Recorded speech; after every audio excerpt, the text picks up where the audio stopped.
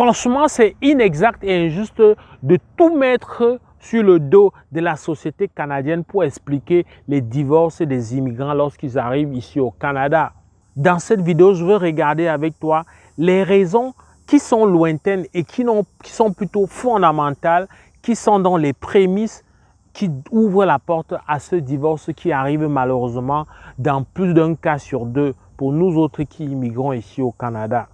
C'est sûr que dans la société, il y a beaucoup d'instruments, il y a beaucoup de réalités qui rappellent et qui invitent à la notion d'individualisme.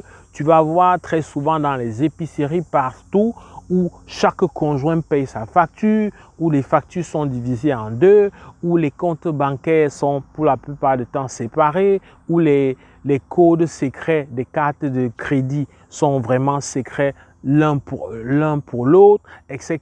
Oui, il y a tout ce schéma-là, il y a tout ce décor qui vise à augmenter l'idée d'avoir soi-même son patrimoine. Et donc, à partir de ce moment-là, il y a des éléments qui favorisent et qui accélèrent l'idée d'une séparation.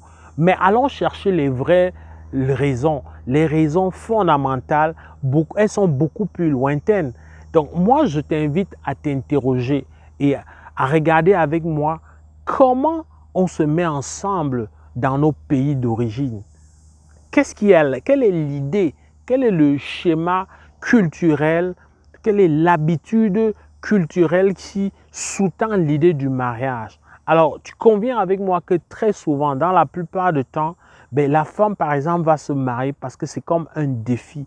C'est quelque chose qui est comme un trophée à gagner. Parfois, peu importe le conjoint, peu importe la compatibilité ou non avec le conjoint qu'on choisit, l'idée d'abord, c'est de se faire appeler, l'idée de se faire appeler madame, l'idée d'avoir ce statut-là.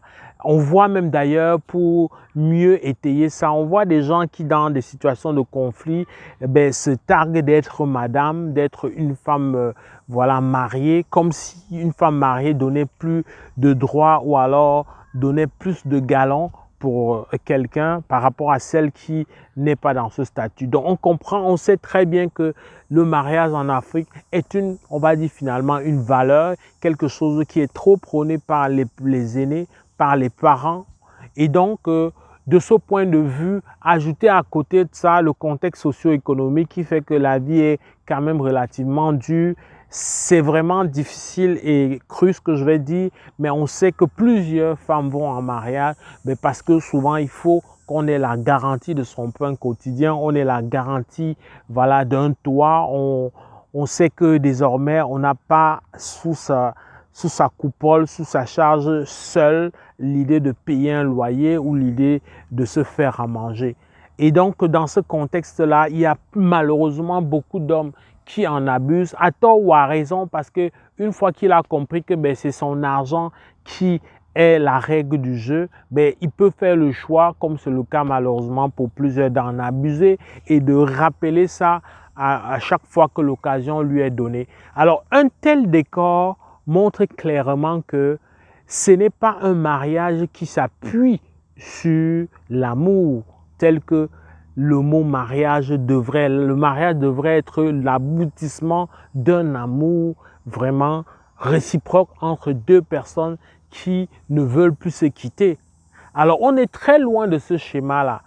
Donc, on est là, c'est des prétextes qui n'ont rien à voir avec l'amour, qui mettent les gens ensemble.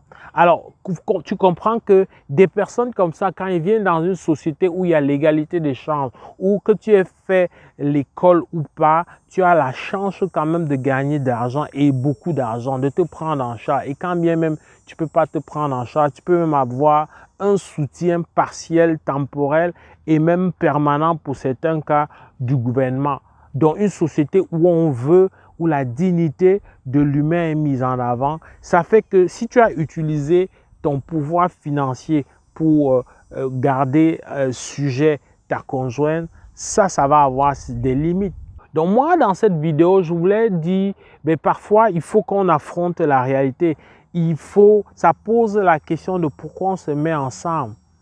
Alors, si tu sais fondamentalement que ton mariage ne s'appuie pas sur l'amour, c'est normal que d'une manière ou d'une autre, ils finissent par avoir donc la scission, ils finissent par avoir donc des secousses qui peuvent emporter votre séparation.